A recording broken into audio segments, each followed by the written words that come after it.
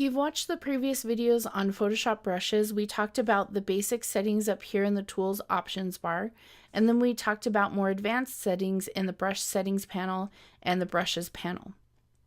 In this particular video, what I want to do is give you a chance to practice those skills by doing a simple illustration. Now, this is something that I have students in my class do all the time just to practice brushes, and it's not supposed to be stressful. You can make any kind of, we draw a tree, so you can make it as detailed or as simple or as weird, it can be an alien tree, as you want to. This is just a chance for you to practice drawing with those brushes and working with layer management.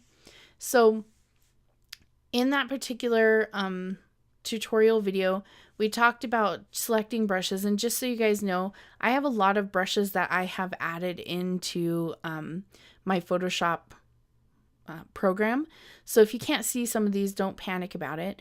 But if you go down or up, depending on how many brushes you have or how they're laid out, you should be able to see, let's say, general brushes, and this is just basic round brushes or brushes that are set with hardness, softness, and pressure, and etc. And in Photoshop 2018, I believe it might have been 2017, but we also introduced, or Adobe introduced, Kyle brushes. I don't even know who Kyle is, but he's awesome. So if you look in dry media brushes, you'll see all these different cool brushes that are created under the name of Kyle, and these are really fun to paint with, so just be aware of those. Now, if you can't see brushes like I'm seeing, go up to this little gear icon, and over here you should be able to choose Restore Default Brushes. You can also import brushes you find online. You can get more brushes from Adobe, and I think you can organize your brush groups at any point. All right, so what I usually tell students to do is start with the trunk, and we just do a basic brush for this. So just a basic hard round brush to do the outline of the trunk. Now, when you're creating this illustration, it's important to make sure that you have the different pieces of it on different layers. So I'm going to create a new blank layer above the background, and I'm going to name this trunk. So make sure that you always name your layers, because it's going to be easier for you to navigate through this later. So I'm going to change my foreground color to a brown. So I'm going to choose this brown color down here, and my trunk is really big, and if you can't see this circle when you're on the brush tool, make sure that you don't have the caps lock key, because it'll create a crosshair. So I'm going to use the bracket key next to the P key to make a smaller brush, and then what I want you to do is just with your brush create an outline of your tree. So here's where I'm going to create the basic trunk. And then at some point, we're going to want some branches, so we can branch out there. You see what I did? Okay. And there we go. And bring that trunk up. And notice that it gets skinnier and wider as it gets bigger at the base, because that's had more time to grow. So I'm going to go ahead and draw another one. Same thing with these branches. They also get a little bit wider as they get nearer to the trunk. Okay, so I'm just going to do two, just keep it simple. Now you can do a swing, you can do, an owl's hole right here if you wanted to. And you're going to make this, I'm going to make it bigger and paint that in there. And again, it's really important that you keep these on layers, because we're going to paint in this tree, and the easiest way to paint in this tree, I'm going to go ahead and just put a little bit of detail. So is this the most sophisticated drawing ever? No, but does it get you to practice basic brushes and some of the texture brushes? Yes.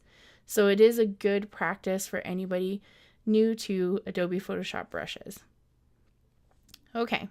So once I have that tree outline done, I'm going to click the background layer, because the new layer I want to add, I want it to be underneath the trunk layer. Now I could have moved it, but I just want to do be efficient. Trunk color. Okay. So what I'm going to do is now change my foreground color to a lighter version of brown, and do a bigger brush, again, the bracket keys next to the P key, and I'm going to paint underneath it. Now, if this is too dark, you can either undo and choose a new color. But this is also why I like to keep all my different parts on their own layers. And I'll show you right here. Now I'm not going to get too perfect with this, even though I kind of can't handle when I'm not perfect with it. So it really bothers me to leave it not perfect, but there we go. So the good thing about this is if you're not perfect, it's not like you're actually putting this on paper. So you can switch to the eraser tool, and if I get out here, I can hit the E key on my keyboard, and it's just like the same brush, but now when I come back in, it's going to erase it. So as you can see, the outlines are still on the top of it. So let's hit B for brush to get back to the brush and paint all that in. So as you can see, I try to do thick brushes until I get to some of the skinnier pieces. So as I was saying before, pretend that I'm actually taking my time with this. This is gonna drive me crazy. Okay, so let's say I didn't like this brown color and I've already painted it and it's too dark and I wanted to have a more sunny picture, whatever. Then what I can do is with that trunk color layer selected, go up to the adjustments panel, choose Hue and Saturation, and I want to clip it to the layer underneath it. So it has to be right above the trunk layer or the trunk color layer. So I will hit clip. And what that means is when I go to change the hue and saturation, you'll see that it changes the color of that trunk without you having to really do a lot of extra work with it. So if I wanted to make it lighter, I could. If I wanted to make it more saturated. So if I wanted to make it a little bit weird, okay. So same thing, if you didn't want to do a hue and saturation, I'm going to throw that away. I click on the trunk color adjustments and I can do brightness and contrast. So let's say I wanted it to get brighter. And don't forget to clip it, because if you have anything now underneath the trunk layer or the trunk color layer, it will start brightening all of that. And we will eventually have something underneath there. Okay, so with this trunk created, we need to create the leaves for it. So we're going to create a new layer and call it leaves. Okay, so we're going to choose a maple leaf, the scattered maple leaf. And we did that in a previous video. So if you didn't see that, then make sure you look at it. Somewhere in your panel, the maple leaf has like been in Photoshop for forever. So somewhere in there, you will have the maple leaf. It might not be called scattered because I've already scattered it using all these brush settings. So if we go to brush settings, you can see that I've changed the size jitter and I had a little bit of roundness jitter, and then I did some scattering off of the line. And then for color dynamics, I actually do want to do some foreground background jitter and make sure that it says apply per tip.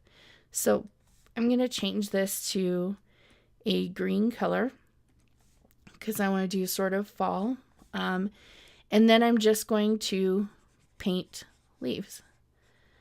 Anywhere I think there would be leaves. So you don't want to really cover up all the branches if you can help it.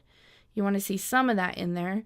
So that's kind of annoying that I kind of clean that up in here. But you can, again, hit the E key to switch to the eraser and erase that part, which looks hideous. But go back to the B and then maybe clean up those edges. And so I don't want all of it. There we go. So it's not bad.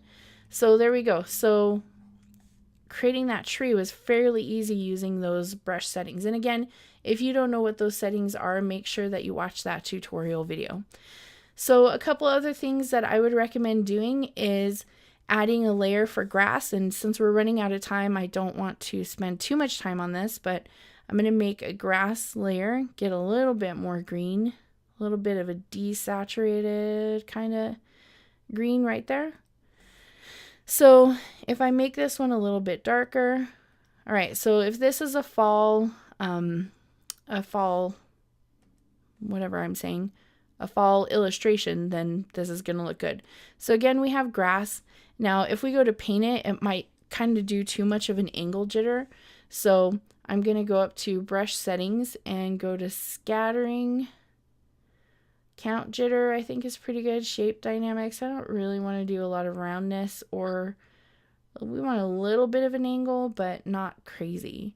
And then I can do a flip X jitter so that it goes both left and right. So I think that works pretty good, and I'm going to make it a little bit bigger. All right, so then it should, whoa. Okay, well, obviously it's way too much of a size jitter. So bring that sucker down. Okay, so that's way too big. I think that looks pretty good. So then it's just a matter of just paint your grass. So if you want to get a little bit more detailed, you could have like smaller brush back here to really fill in the ground. So again, I'm irritated with myself that I just covered up that trunk, and you can see it starts to go over the trunk. So I'm going to hit undo on that one, and I might create a grass layer underneath the trunk. So let's go even underneath. Yep, there we go. So if I wanted to paint grass behind it, then that could work. All right, so the last thing to do is to do a sky, and I would do a couple of different colors or shades of blue just on one layer, or you know, it might be stormy, whatever the case may be. So we'll do that, and we're going to do something that goes a little bit toward, we kind of like desaturated. All right, so this is where I would grab one of those Kyle brushes, because those are awesome. So here's a wet blender, and just see what happens with it. So again, you can throw away any of these layers if you're not liking what's happening with this. Uh-oh. See?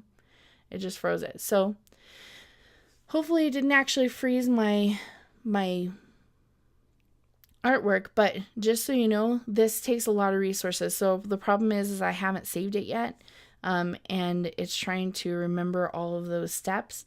So I'm going to put this first underneath all of that, and let's maybe pick something that's not going to make me panic. So maybe we can try Pastel Palooza, because it sounds fun. All right, so this gives you a really cool, and so you might do another one where you do a different color in here to fill in all of these gaps. So maybe I want to fill in all these gaps with a darker blue. And so I might put another one in there. So that's the basics of just creating this illustration. And again, layer management so that you can put things in front of, behind, etc. So I would use this assignment as a way to practice those brush settings.